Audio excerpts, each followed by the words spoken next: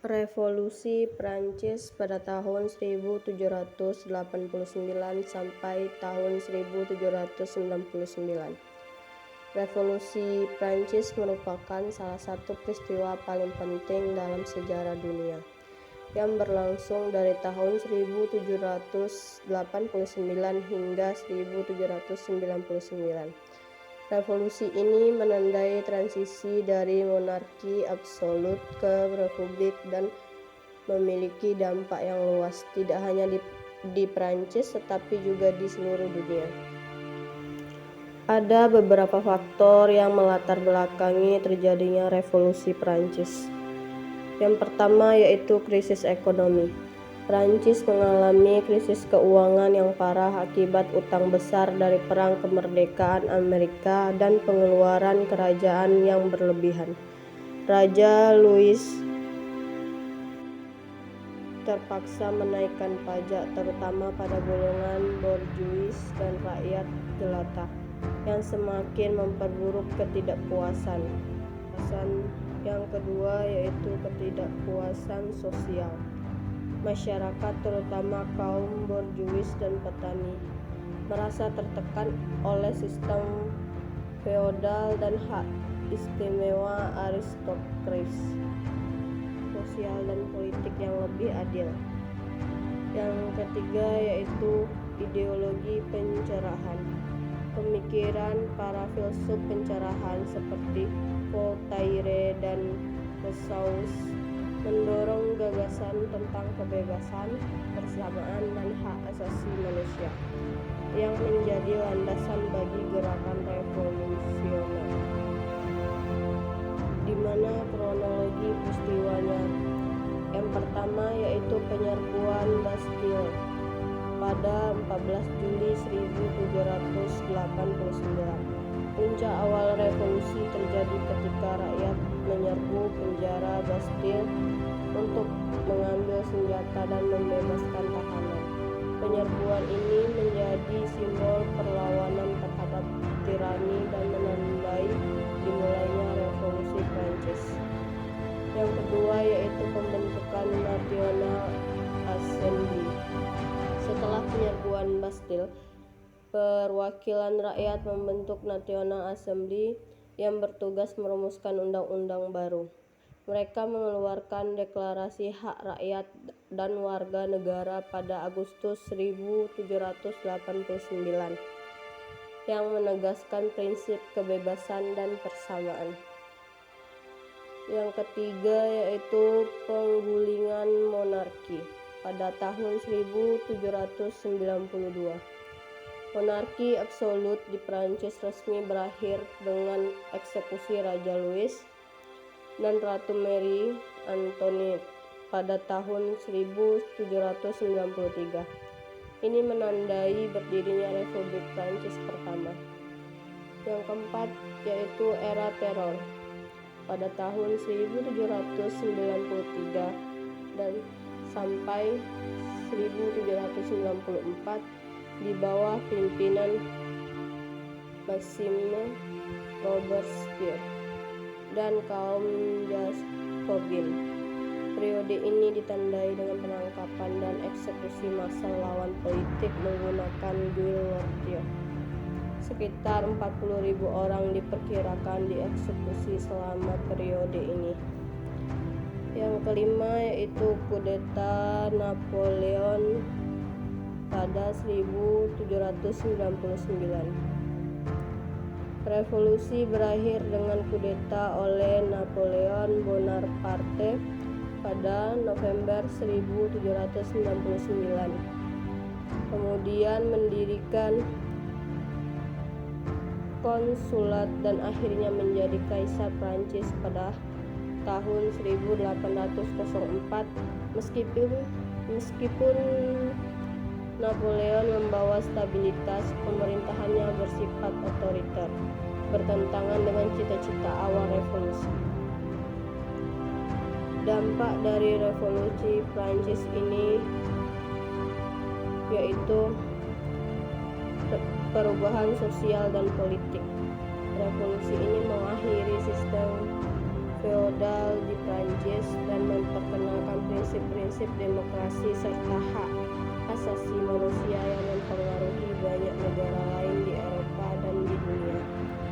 Yang kedua yaitu inspirasi bagi gerakan lain. Ide-ide revolusioner dari Prancis menginspirasi gerakan kemerdekaan di negara-negara lain, termasuk Indonesia, di mana pemikiran tentang kebebasan dan persamaan mulai berkembang di kalangan bangsa yang terjajah. Itulah dampak yang luas dari revolusi Prancis yang terjadi pada tahun 1789 sampai 1799. Revolusi Italia ini terjadi pada tahun 1848 di Italia. Merupakan serangkaian pemberontakan yang dipicu oleh keinginan untuk merdeka dari kekuasaan Austria dan membentuk pemerintahan liberal. Peristiwa ini dimulai di Sisilia dan menyebar ke seluruh Semenanjung, melibatkan berbagai negara seperti Kerajaan Sardinia dan Republik Roma. Raja Charles Albert dari Piemonte berusaha menyatukan Italia dan melawan Austria, namun mengalami kekalahan di pertempuran Custazzo. Akibatnya revolusi ini gagal dan dinasti Austria di Italia berlanjut. Revolusi Italia tahun 1848 dipicu oleh beberapa faktor utama, yaitu rakyat Italia ingin mengusir kekuasaan Austria dan dominan di wilayah utara, serta menuntut pemerintahan yang lebih liberal dan nasionalis. Yang kedua yaitu krisis ekonomi. Krisis ekonomi, kesulitan termasuk hasil panen yang buruk dan pengangguran tinggi memperburuk ketidakpuasan sosial dan mendorong gerakan revolusioner. Yang ketiga yaitu pengaruh intelektual. Kaum intelektual, penulis dan sastrawan berperan penting dalam menyebarkan ide-ide nasionalisme dan liberalisme yang menginspirasi rakyat untuk bangkit melawan otoritarisme. Keinginan untuk menyatukan Italia juga menjadi pendorong utama dalam revolusi ini. Dampak yang ditimbulkan dari revolusi Italia pada tahun 1848. Yang pertama yaitu kegagalan penyatuan. Meskipun revolusi ini dipicu oleh semangat nasionalisme, hasilnya adalah kegagalan untuk menyatukan Italia di bawah pemerintahan liberal. Dengan banyak konstitusi yang dibubarkan setelah pemberontakan. Yang kedua, penguatan nasionalisme. Revolusi ini menumbuhkan semangat nasionalisme yang lebih kuat di kalangan rakyat Italia, yang menjadi dasar dari gerakan penyatuan Italia di masa depan. Selanjutnya itu perubahan sosial dan politik.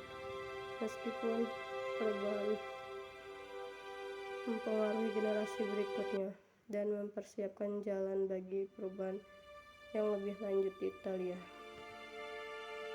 Revolusi Yunani ini dimulai pada 25 Maret 1821. Adalah perjuangan rakyat Yunani yang meraih kemerdekaan dari kesulitan Ottoman setelah 376 tahun penjajahan. Pemberontakan ini dipicu oleh semangat nasionalisme dan pengaruh pemikiran Barat, serta ketidakpuasan terhadap penindasan Ottoman. Gerakan ini melibatkan dua kelompok utama, Milike Hitaria, dan terdiri dari intelektual dan plebs yang menggunakan taktik gerilya.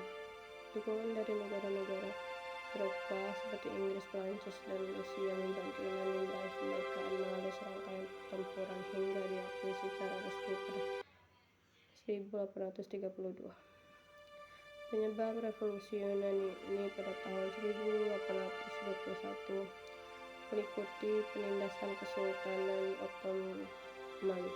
Penjajahan selama hampir 4 abad oleh Ottoman menciptakan ketidakpuasan di kalangan rakyat Yunani yang merasa tertekan oleh kebijakan dan pajak yang berat. Yang kedua yaitu nasionalisme dan Helenisme. Semangat nasionalisme Yunani yang dipicu oleh ide-ide revolusi Prancis dan pengaruh pemikiran Barat memperkuat keinginan untuk merdeka. Selanjutnya, kelemahan Ottoman. Kemunduran militer dan politik Kesultanan Ottoman termasuk kekalahan dalam perang sebelumnya, memberikan kesempatan bagi rakyat Yunani untuk memberontak. Selanjutnya itu dukungan dari organisasi rahasia. Pembentukan Filiki Eteria Persaudaraan Rama pada tahun 1814 menyatukan orang-orang Yunani yang merencanakan pemberontakan secara terorganisir. Dampak dari revolusi Yunani pada tahun 1821 sampai 1829 yaitu kemerdekaan. Yunani berhasil meraih kemerdekaan dari Kesultanan Ottoman, diakui secara resmi melalui Perjanjian Konstantinopel pada 1832, menjadikannya negara pertama yang merdeka dari kekuasaan Ottoman. Yang kedua yaitu pembentukan kerajaan Yunani. Revolusi ini mengarah pada pembentukan kerajaan Yunani yang menjadi langkah awal dalam proses penyatuan wilayah-wilayah yang sebelumnya terpisah. Selanjutnya itu pengaruh internasional. Revolusi ini menarik perhatian dan dukungan dari negara-negara Eropa seperti Inggris, Prancis, dan Rusia, yang berperan penting dalam membentuk perjuangan Yunani. Selanjutnya itu perubahan sosial dan politik. Revolusi ini memicu perubahan dalam struktur sosial dan politik di Yunani, inspirasi gerakan nasionalis di seluruh Balkan, dan memperkuat identitas nasional